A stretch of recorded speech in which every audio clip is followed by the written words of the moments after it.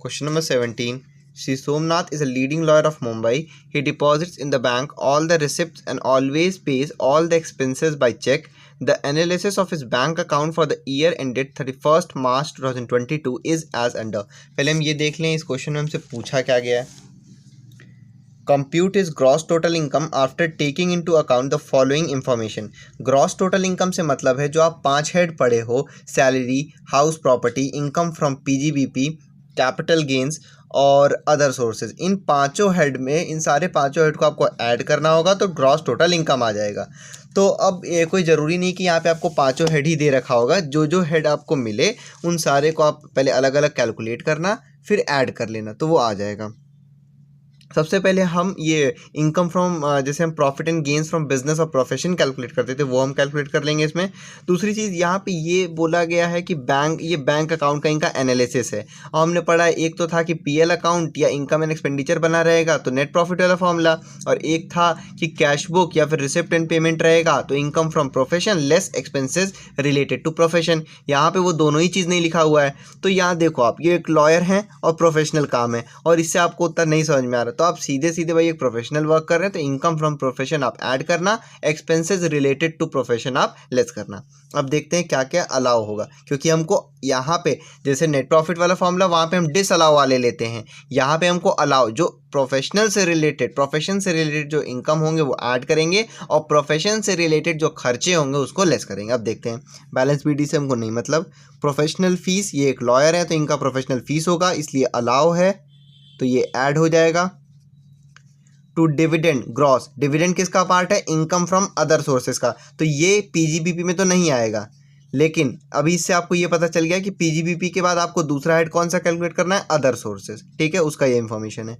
आगे देखते हैं. हाउस रेंट भी पीजीबीपी में नहीं आएगा तो ये भाई इसमें नहीं ऐड करना है. लेकिन हाउस रेंट किसका पार्ट है? इनकम फ्रॉम हाउस प्रॉपर्टी का, तो तीसरा हेड भी आपको मिल गया. यानी कि एक तो इनकम फ्रॉम पीजीबीपी, दूसरा इनकम फ्रॉम अदर सोर्सेज और एक इनकम फ्रॉम हाउस प्रॉपर्टी आप अलग अलग कैलकुलेट करोगे. अब हम सिर्फ इनकम फ्रॉम पीजीबीपी देखते हैं. ठीक है, तो बैलेंस बीडी नहीं आएगा. प्रोफेशनल फीस अलाउ है क्योंकि प्रोफेशन से रिलेटेड ऐड हो जाएगा. डिविडेंड और हाउस रेंट इस हेड में नहीं आता है, नहीं लेंगे. इनकम फ्रॉम हॉर्स रेस ये भी अदर सोर्सेज का पार्ट है तो यहाँ पे नहीं आएगा, ये अदर सोर्सेज का पार्ट है और ये हाउस प्रॉपर्टी का. उसके बाद है two share of income from Hindu undivided family, ये भी इनके प्रोफेशन से रिलेटेड नहीं है तो नहीं अलाउ होगा, इसका कुछ नहीं करना है. उसके बाद और कोई नहीं दिया गया इधर इन्फॉर्मेशन. अब हम इस साइड देख लेते हैं. बाय सैलरीज, तो भाई इन्होंने अपने स्टाफ को सैलरी दिया होगा, कुछ नहीं लिखा रहता है तो हम यही मानते हैं ना कि अपने स्टाफ को दिया गया तो ये अलाउ हो जाएगा, यानी कि लेस एक्सपेंसेस है ना प्रोफेशन से रिलेटेड. रेंट ऑफ चैम्बर, ये जो इनका चैम्बर था उसका ये रेंट देते हैं 9,500 तो ये भी इनके प्रोफेशन से रिलेटेड खर्चा है तो अलाउ हो जाएगा, लेस. टेलीफोन एक्सपेंसेस कुछ नहीं गिवन है तो हम मानते हैं कि टेलीफोन का खर्चा इनके ऑफिस का ही होगा, इस वजह से ये allow, less. To by magazine subscription, ये भी प्रोफेशन से रिलेटेड ही मानोगे आप जब तक यहाँ पर्टिकुलरली मेंशन नहीं हो कि मैगजीन सब्सक्रिप्शन कहाँ का है, तो ये प्रोफेशन का मानोगे खर्चा इसलिए अलाउ, ये भी लेस. मोटर कार एक्सपेंसेस, ये उस पर डिपेंड करता है कि कार कितना यूज़ हुआ है तो यहाँ पे एडजस्टमेंट में आपको दे रखा है इसके बारे में कुछ. 1/4 of the motor car expenses relate to personal use, कहने का मतलब कि 1/4 पर्सनल यूज़ है तो भाई 1 में से आप 1/4 माइनस करोगे तो 3/4 बचा, तो 3/4 किस काम के लिए? प्रोफेशनल काम के लिए. यानी कि ये जो लॉयर हैं तो इनके प्रोफेशनल काम के लिए केवल गाड़ी 3/4 यूज़ हो रही है. तो इससे आप यहाँ क्या समझे भाई, मोटर कार एक्सपेंसेस टोटल तो 28,000 रुपये है लेकिन अलाउ कितना होगा? 28,000 रुपीज़ का केवल 3/4 पोर्शन. क्यों? क्योंकि 1/4 पर्सनल है तो वो डिसअलाउ रहेगा, वो यहाँ पे नहीं आएगा तो 28,000 का 3/4 आप लेस कर दोगे. बाय परचेज ऑफ, फिर बाय मिसलेनियस ऑफिस एक्सपेंसेस, ये भी प्रोफेशनल से रिलेटेड खर्चे हैं तो अलाउ, ये भी लेस हो जाएगा 5,500 रुपये. उसके बाद है by purchase of motor car, ये एक एसेट है, ये तो बैलेंस शीट का पार्ट है लेकिन यहाँ पे इससे रिलेटेड डेप्रिसिएशन बोला गया है एडजस्टमेंट में. B, rate of depreciation on motor car is 15%, तो भाई 15% है, वो यहाँ पे आपको कहीं भी चार्ज नहीं दिख रहा है तो इसी वजह से 2 लाख का 15% आप डेप्रिसिएशन निकालोगे और ये कितना प्रोफेशन के लिए इस्तेमाल हो रहा है? केवल 3/4 तो इंटू 3/4 भी कर दोगे। भाई देखो कहने का मतलब है ये कि 2 लाख रुपए की कार थी, उसका आप 15% निकालना पहले। इससे क्या होगा, पूरा गाड़ी का डेप्रिसिएशन पता चल गया। लेकिन हमको सिर्फ अलाव लेना होता है, अलाव डेप्रिसिएशन। तो भाई केवल 3/4 ही प्रोफेशन के लिए यूज़ हुई है, तो 2 लाख का 15% जो अमाउंट आएगा उसका 3/4 निकालोगे तो ये प्रोफेशन से रिलेटेड जितना कार यूज़ हुआ है उसका डेप्रिसिएशन पता चल जाएगा। ठीक है, वो आप लेस कर देना। By advance payment of income tax, तो ये डिसअलाउ होता है, इस वजह से इसका कुछ नहीं करना है, क्रॉस कर दो आप इसको, यहाँ पे नहीं लेंगे।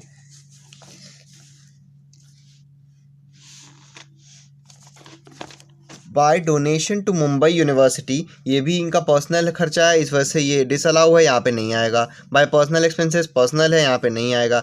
बाय हाउस प्रॉपर्टी एक्सपेंसेस, इसका भी पीजीबीपी में हमको कोई काम नहीं है और कुछ दे नहीं रखा है। एडजस्टमेंट जो पीजीबीपी से रिलेटेड सारे थे वो हम पढ़ चुके हैं, पहला दूसरा था, तीसरा वाला हाउस से रिलेटेड है तो हाउस प्रॉपर्टी में काम आएगा। तो इनकम फ्रॉम पीजीबीपी में आपको सारे इनकम जो मैंने इधर ऐड लिखे हैं वो ऐड कर देना। उसके बाद इधर बाकी इधर सिर्फ एक ही है, प्रोफेशनल फीस ही, और कुछ नहीं है, और बाकी सब डिसअलाउ है। तो उसके बाद इन सबको ऐड करके आप इससे लेस कर दोगे तो इनकम फ्रॉम पीजीबीपी आ जाएगा। अब दूसरे हेड की अपने बात करते हैं, तो दूसरा हेड है हमारा इनकम फ्रॉम अदर सोर्सेज। तो डिविडेंड कोई भी हो, पूरा अमाउंट टैक्सेबल होता है अदर सोर्सेज में। तो 7,160 रुपीज़ पहले आप ले लोगे। उसके बाद है income from horse race, gross 15,000 और अमाउंट दे रखा है 10,000। अब आप ध्यान दो, जब हम income from other sources calculate करते थे तो आउटर कॉलम में हम हमेशा ग्रॉस अप अमाउंट लेते हैं। ठीक है, तो जब ग्रॉस अप अमाउंट हम लेते हैं तो यहाँ पे लिख दिया ग्रॉस 15,000, यानी कि ये नेट वैल्यू हो गया, क्योंकि इस पे लिख दिया है ग्रॉस। तो भाई याद है हम लोग horse race, winnings from lottery, interest on securities, इन सब का ग्रॉस अप करते थे। हॉर्स रेस अगर पूरा अमाउंट दे रखा होता था और उसमें नेट बोल देता था तो हम लोग इंटू 100/70 करते थे। तो यहाँ ऑलरेडी ग्रॉस अमाउंट दे रखा है, तो यानी कि डिविडेंड 7,160 प्लस हॉर्स रेस का जो इनकम है आप 15,000 रुपये लोगे। ये वाला मत ले लेना, ये नेट अमाउंट है, ये नहीं लेना है। तो 7,160 प्लस 15,000। उसके बाद इसमें और कुछ नहीं दिया, बस इन दोनों को ऐड कर दोगे तो इनकम फ्रॉम अदर सोर्सेज आ जाएगा। अब तीसरा आते हैं हाउस प्रॉपर्टी वाले, इनकम फ्रॉम हाउस प्रॉपर्टी। ये दे रखा है हाउस रेंट और इधर दे रखा है हमको हाउस प्रॉपर्टी का expenses, taxes, repairs, insurance, collection charges. ठीक है, पहले ये पढ़ लेते हैं adjustment. Shri Somnath stage in the house, the gross annual value of which is 9,800 rupees. The following are the expenses which have been included in the above account in respect of self-occupied house.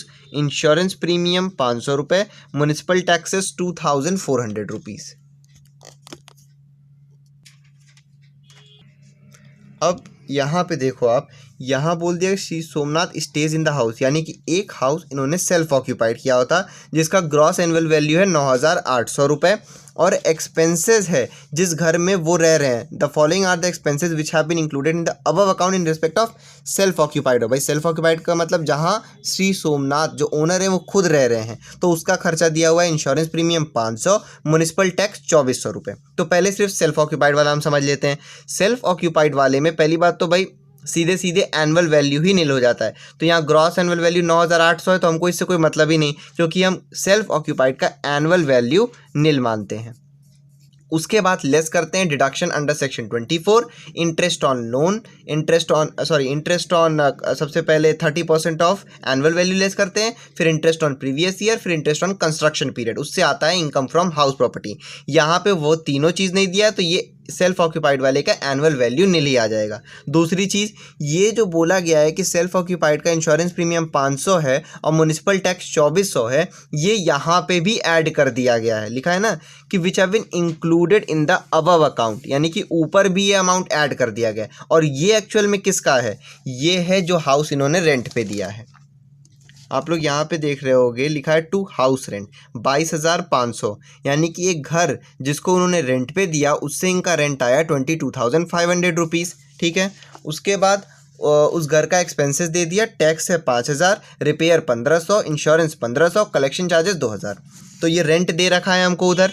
जब हम इसको अपने format में रखेंगे तो हम क्या लेते हैं, municipal value, actual rent, fair rent, which ever is greater. यहाँ ना ही म्यूनिसिपल वैल्यूएशन ही दिया है, ना ही फेयर रेंट दिया है, तो सीधे एक्चुअल रेंट ही हमारा ग्रॉस एनुअल वैल्यू हो जाएगा। यानी कि ये 22,500 रुपये क्या हो गया, ग्रॉस एनुअल वैल्यू।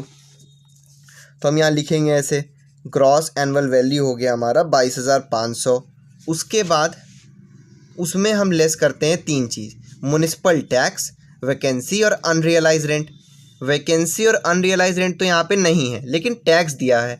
अब टैक्स 5,000 रुपये, तो आप पूरा पूरा मत लेस कर देना, क्योंकि यहाँ नीचे साफ साफ बोला है जब कि ये जो म्युनिसिपल टैक्स और इंश्योरेंस है ये इसमें इंक्लूड हो गया है, जबकि ये दोनों किसका था, ये दोनों सेल्फ ऑक्यूपाइड का था, और हम यहाँ किसका ले रहे हैं, ये रेंट वाले का है। तो जब आप म्युनिसिपल टैक्स लेना तो टोटल 5,000 था, उसमें से 2,400 रुपये सेल्फ वाले का था। तो अब 5,000 माइनस 2,400 रुपये, 5,000 माइनस 2,400 कर देना। जो अमाउंट आएगा वो यहाँ पे आप आउटर कॉलम में लिख लेना। उसके बाद उससे आप लेस करोगे, और कुछ है नहीं तो वही लेस करके एनुअल वैल्यू आ जाएगा। उसके बाद उसमें आप लेस कर देना 30% ऑफ एनुअल वैल्यू। जो भी ये एनुअल वैल्यू अमाउंट आएगा उसका 30% आप यहाँ पे लेस करके लिखोगे। बाकी इंटरेस्ट ऑन लोन और इंटरेस्ट ऑन कंस्ट्रक्शन पीरियड है नहीं, तो इस वजह से वही हो जाएगा income from house property. Solution देखते हैं 17 का। सबसे पहले यहाँ हम लिखेंगे कंप्यूटेशन, फॉर्मेट बनाएंगे। सबसे पहले हम इनकम फ्रॉम पीजीबीपी कैलकुलेट करेंगे। इनकम फ्रॉम प्रोफेशन, क्योंकि यहाँ हमको ग्रॉस टोटल इनकम कैलकुलेट करना है, इसलिए हम हेडिंग वाइज करते जाएंगे यहाँ पे। तो पहला इनकम फ्रॉम प्रोफेशन हम कैलकुलेट कर रहे हैं। तो computation of income from profession, जो भी असेसमेंट ईयर चल रहा होगा वो लिख देंगे हम यहाँ पे। For the assessment year 2022-2023। अब भाई यहाँ पे जैसा कि ना ही पीएल अकाउंट बोला था, ना ही हमको बोला है रिसिप्ट एंड पेमेंट, ना ही कैश बुक, तो हम सीधे सीधे ये प्रोफेशनल वर्क कर रहे हैं, तो हमने प्रोफेशनल वाला ही फॉर्मूला लगा दिया, income from profession less expenses related to profession. अब करते हैं क्वेश्चन। तो सबसे पहले income from profession, income from profession दे रखा है। सबसे पहले प्रोफेशनल फीस दिया हुआ है, प्रोफेशनल फीस ये दिया हुआ है 3,90,000 रुपीज़। उसके बाद डिविडेंड वो अदर सोर्सेज का पार्ट है। House rent income from house property का काम है। हॉर्स रेस ये अदर सोर्सेज का है। Share of income from Hindu undivided family वो यहाँ पे आएगा नहीं, मतलब और कुछ नहीं है, तो इनकम हमारा इतना ही हो गया 3,90,000 रुपीज़ श्री सोमनाथ का। अब लेस करेंगे हम एक्सपेंसेस रिलेटेड टू प्रोफेशन। पहला खर्चा था सैलरी, कुछ नहीं लिखा था तो हमने माना ये अपने स्टाफ को दिए होंगे, इस वजह से अलाउ। तो सैलरी है आपका 14,000 रुपीज़, तो ये अलाउ हो गया, ये पूरा पूरा लेस हो जाएगा। पहले हम इनर कॉलम में लिख लेना है, फिर उसको पूरा सीधे बाहर लिख लेंगे। फिर है रेंट ऑफ चैम्बर, ये भी इनके प्रोफेशन से रिलेटेड खर्चा है, इस वजह से अलाउ 9,500 रुपये। उसके बाद है टेलीफोन एक्सपेंसेस, कुछ नहीं गिवन है, इसका मतलब कि इनके प्रोफेशन से रिलेटेड खर्चा है, तो ये भी अलाउ रहेगा आपका 1,000 रुपीज़। उसके बाद दे रखा है मैगजीन सब्सक्रिप्शन, तो ये भी कुछ नहीं गिवन था, ये प्रोफेशनल का है, इस वजह से अलाउ 3,000 रुपये। उसके बाद है मोटर कार एक्सपेंसेस, तो ये उस पर डिपेंड करता है कि कितनी कार प्रोफेशनल, कितना पोर्शन कार प्रोफेशनल के लिए इस्तेमाल हुआ है। तो motor car expenses, total motor car expenses दिया हुआ था 28,000 रुपये, हम लिखेंगे 28,000 इंटू 3/4 करेंगे। क्यों? क्योंकि 1/4 पर्सनल पर्पज़ के लिए कार का इस्तेमाल हुआ है, इसलिए 3/4 उसके लिए इस्तेमाल होगा। प्रोफेशनल लिखा भी हुआ है 1/4 of motor car expenses is for personal use, तो ये प्रोफेशनल का हो गया। ये कैलकुलेट करेंगे 4 7 28,000, तो 7 3 21,000 रुपीज़ आ जाएगा। उसके बाद है आपका मिसलेनियस ऑफिस एक्सपेंसेस, ये भी प्रोफेशन से रिलेटेड साफ साफ ऑफिस के खर्चे बोला गया, तो अलाउ रहेगा 5,500 रुपये। उसके बाद दिया हुआ है परचेज ऑफ मोटर कार, तो मोटर कार की वैल्यू तो नहीं आती है, लेकिन डेप्रिसिएशन ज़रूर आता है। डेप्रिसिएशन ऑफ मोटर कार, ये वैल्यू है मोटर कार की 2 लाख रुपीज़। तो 2 लाख रुपीज़ 2 लाख का 15%, क्योंकि बी पॉइंट में दे रखा है एडजस्टमेंट में कि डेप्रिसिएशन ऑन मोटर कार इस 15%। 2 लाख का 15%, और इस पूरे डेप्रिसिएशन का आप 3/4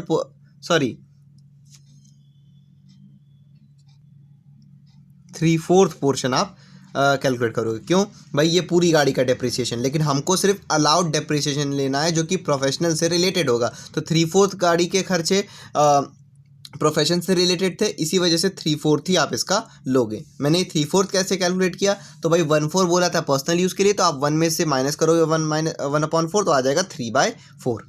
तो ये आप इसको सॉल्व करोगे, ये आ जाएगा आपका 22,500 रुपीज़। डिप्रिसिएशन के बाद दे रखा है एडवांस पेमेंट, तो ये डिसअलाउ है, यहाँ पे नहीं आएगा। To donation to Mumbai university, ये भी पर्सनल है, पर्सनल एक्सपेंस पर्सनल है। House property, income from house property से रिलेटेड है, और बैलेंस क्रेडिट डाउन से हमको कोई मतलब नहीं। बाकी एडजस्टमेंट में ए और बी पॉइंट हम देख चुके हैं, सी पॉइंट हाउस प्रॉपर्टी से रिलेटेड है। अब इस सबको ऐड करके हम आउटर कॉलम में लिखेंगे और फिर लेस कर देंगे इनकम में से। तो 14,000 rupees plus 9,500 plus 1,000 plus 3,000 plus 21,000 plus 5,500 plus 22,500, यह आ गया 76,500। इसको आप लेस करोगे इनकम फ्रॉम प्रोफेशन से, यानी कि 3,90,000 से, तो ये आ गया 3,13,500 रुपीज़ इनकम फ्रॉम प्रोफेशन।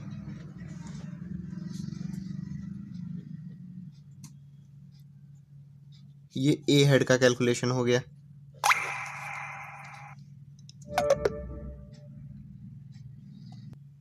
अब हम बी हेड कैलकुलेट करेंगे। बी है आपका इनकम फ्रॉम अदर सोर्सेस, क्योंकि ग्रॉस टोटल इनकम निकालना है ना हमको, तो वो सब हमको अलग अलग कैलकुलेट करना पड़ेगा। तो इनकम फ्रॉम अदर सोर्सेस, तो सबसे पहले हम फॉर्मेट बनाएंगे, computation of income from other sources. फिर जो असेसमेंट ईयर है वो हम यहाँ पे लिखेंगे, फॉर द असेसमेंट ईयर 2022-2023। सबसे पहले दे रखा है डिविडेंड, तो डिविडेंड ये इनकम फ्रॉम अदर सोर्सेज का पार्ट है, पूरा अमाउंट ले लेंगे हम, 7,160 रुपये। उसके बाद दिया था इनकम फ्रॉम हॉर्स रेस, तो ग्रॉस वैल्यू दी गई है 15,000 और टोटल 10,000, यानी कि नेट जो 10,000 है वो नेट अमाउंट है, तो वो हम थोड़ी ना लेते हैं, हम हमेशा आउटर कॉलम में ग्रॉस वैल्यू लेते हैं। तो ग्रॉस वैल्यू दे रखा है कितना, 15,000 रुपये। उसके अलावा और कुछ नहीं दिया गया इनकम फ्रॉम अदर सोर्सेज का इंफॉर्मेशन। इन दोनों को आप ऐड करोगे और लिख दोगे यहाँ पे 22,160, ये आ गया इनकम फ्रॉम अदर सोर्सेज।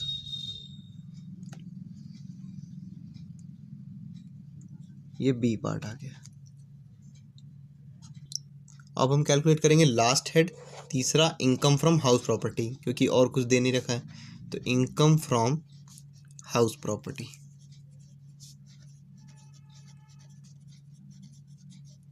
सबसे पहले हम फॉर्मेट बना लेंगे, कंप्यूटेशन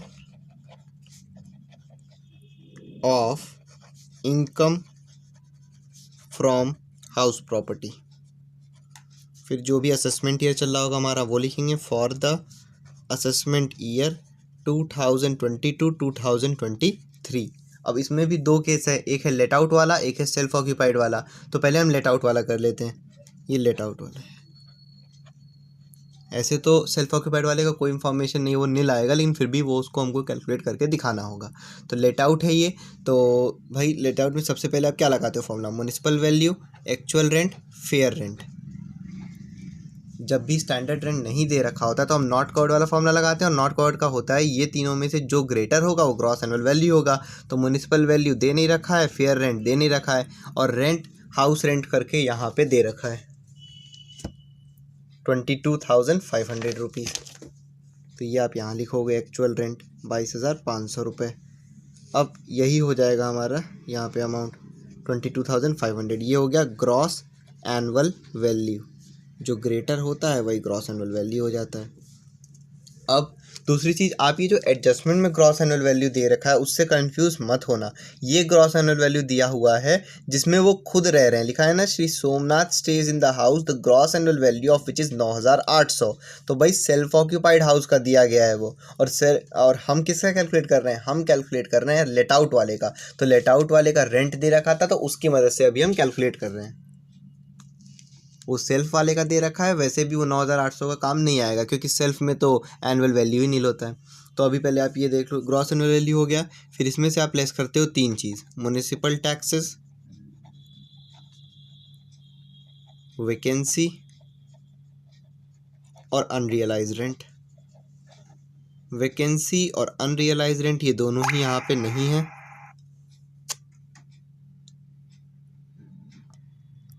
तो यहाँ पे वैकेंसी और अनरियलाइज रेंट नहीं दे रखा है, सिर्फ म्युनिसिपल टैक्स दे रखा है। जो टैक्स यहाँ पे बोला क्या है 5,000 रुपये। तो आप ये पूरा पूरा नहीं लेस करोगे क्योंकि यहाँ बोला गया है म्युनिसिपल टैक्स 2,400, और यही 2,400 जो सेल्फ ऑक्यूपाइड वाले घर का था वो इस 5,000 में इंक्लूड है। यहाँ बोला included in the above account, तो ये 2,400 इसमें इंक्लूड है, तो वो हमको पहले लेस करना होगा। तो म्युनिसिपल टैक्स था 5,000, लेकिन उसमें से 2,400 रुपये किसका था, सेल्फ वाले का। तो सेल्फ वाले का हम यहाँ क्यों लेंगे, तो 5,000 माइनस 2,400, 5,000 माइनस 2,400, ये आ गया 2,600, 2,600। ये दोनों तो है नहीं, ये 2,600 आप आउटर कॉलम में लिखोगे, इसको लेस कर लोगे ग्रॉस एनुअल वैल्यू में से। तो 22,500 माइनस 2,600, ये आ गया 19,900 रुपीज़। ये क्या हो गया हमारा एनुअल वैल्यू। एनुअल वैल्यू में से आप लेस करोगे डिडक्शंस अंडर सेक्शन 24। सबसे पहला डिडक्शन होता है 30% ऑफ एनुअल वैल्यू। तो भाई 30% ऑफ एनुअल वैल्यू है हमारा 19,900 रुपीज़। तो 19,900 रुपीज़ का 30%, ये आ गया 5,970। उसके बाद आता है इंटरेस्ट ऑन प्रीवियस ईयर और इंटरेस्ट ऑन कंस्ट्रक्शन पीरियड, वो यहाँ पे कुछ गिवन नहीं है तो हम सीधे सीधे इसी को आउटर कॉलम में ले लेंगे 5,970।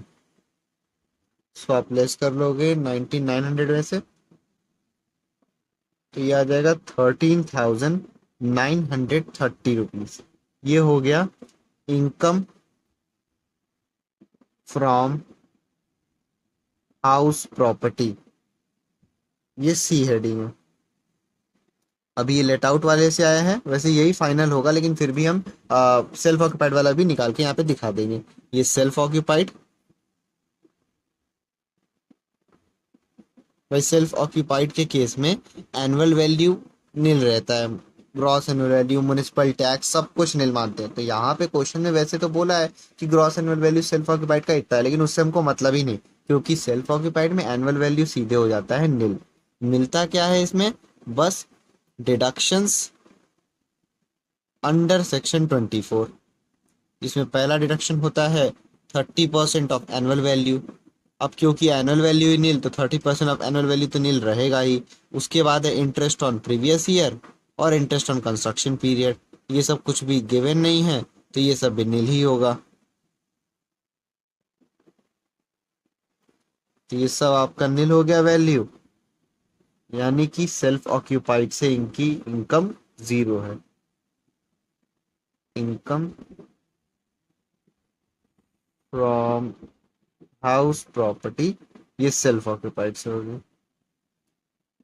तो अब भाई सेल्फ का जब जीरो ही है, इसका मतलब income from house property, income from house property total हो गया 13,930 rupees.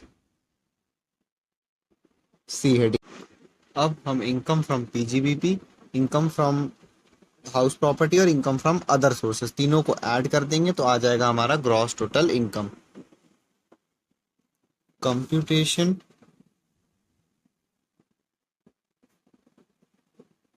Of gross total income for the